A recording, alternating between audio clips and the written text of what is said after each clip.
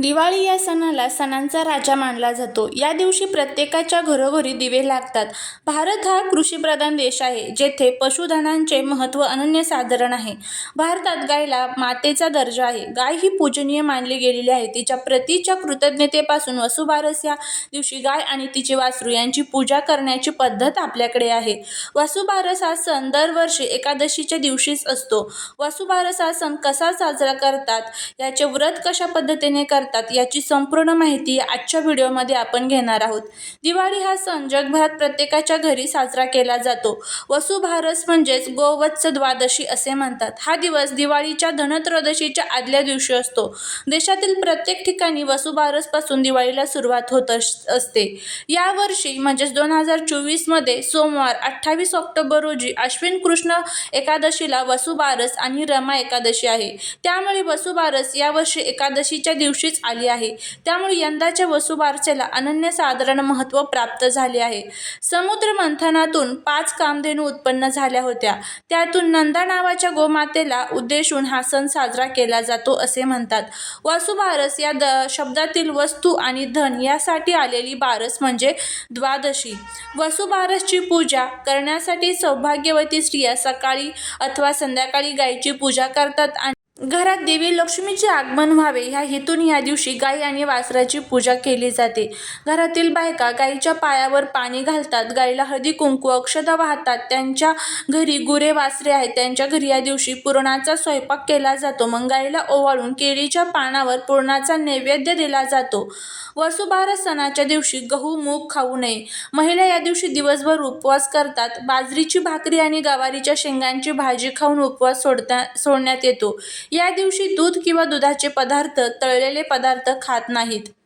अश्विन कृष्ण पक्षातील द्वादशी तिथीला वसुबारस म्हणतात आणि पंचांगानुसार द्वादशी तिथी ही 28 ऑक्टोबर 2024 रोजी संध्याकाळी 7:34 पासून ते 29 ऑक्टोबर संध्याकाळी 5:04 पर्यंत असणार आहे.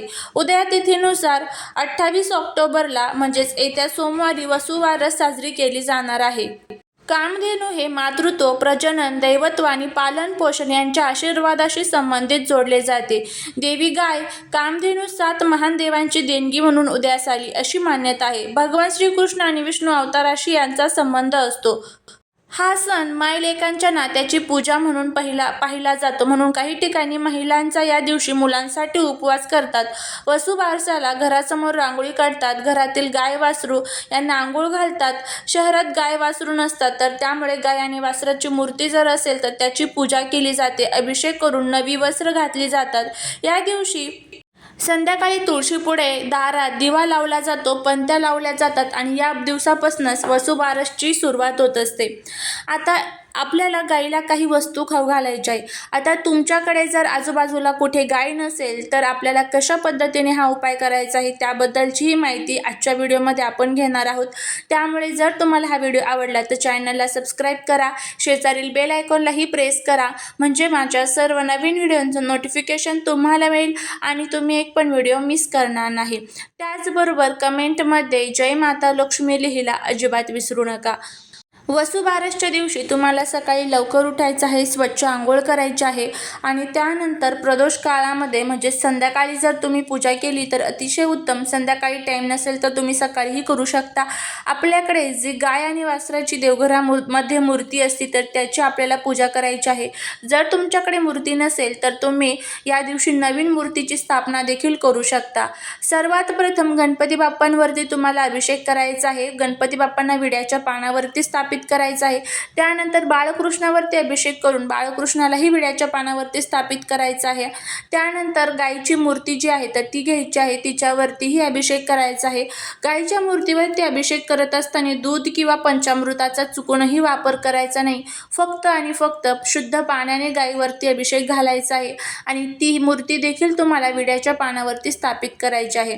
त्यानंतर हळदी कुंकू अक्षदा सर्व देवी देवतांना अर्पण करायच्या आहेत. फुलं गंध अक्षदा गणपती बाप्पांना तुम्हाला दुर्वा अर्पण करायच्या आहेत. अशा पद्धतीने आपल्याला ह्या सर्व गोष्टी करायच्या आहेत. त्यानंतर आपल्याला गाईला नैवेद्य दाखवायचा आहे. जर तुम्ही पुरणपोळीचा नैवेद्य केलेला असेल तो दाखवू शकता, भाजी भाकरीचा नैवेद्य असेल तो दाखवू शकता, किंवा मग गवारीची शेंगा आणि जी बाजरीची भाकरी या दिवशी विशेष महत्त्वाची असते तर त्याचा नैवेद्यही तुम्ही या दिवशी दाखवू शकता. तर अशा पद्धतीने वसुबारसची आपल्याला आपल्या घरामध्ये पूजा करायची आहे.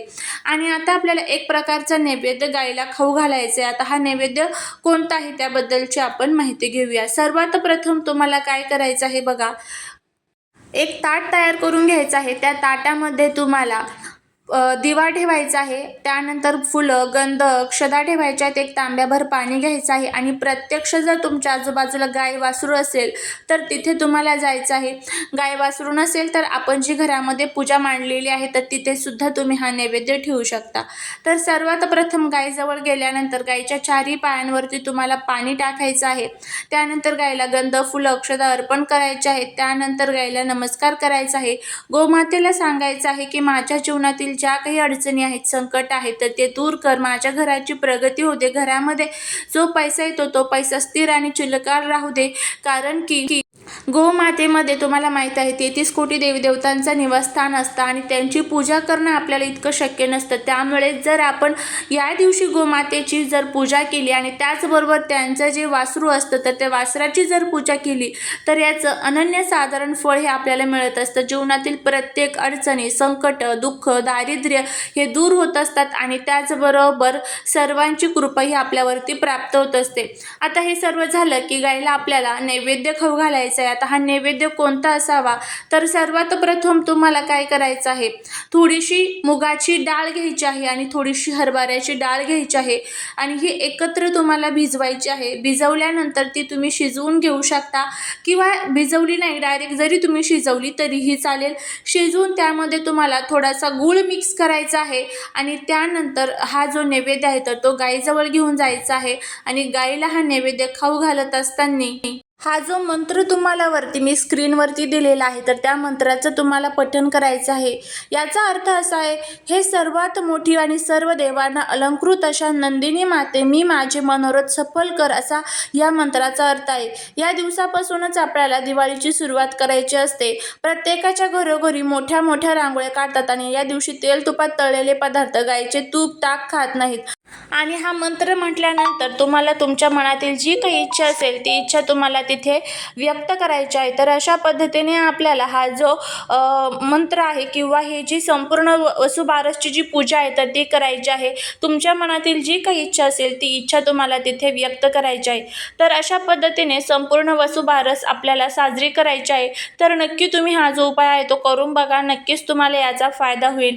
ज्यावेळेस आपण काही उपाय करतो, काही सेवा करतो तर त्यावरती आपला पूर्ण विश्वास, भक्ती आणि श्रद्धा असणं तितकंच महत्त्वाचं असतं. त्यामुळे विश्वास ठेवून उपाय करा. नक्कीच तुम्हाला त्याचा फायदा होईल. चाललेली सेवा ही महाराजांच्या चरणी रुजू करते. व्हिडिओ जर आवडला तर लाईक, शेअर आणि सबस्क्राईब करायला विसरू नका. श्री स्वामी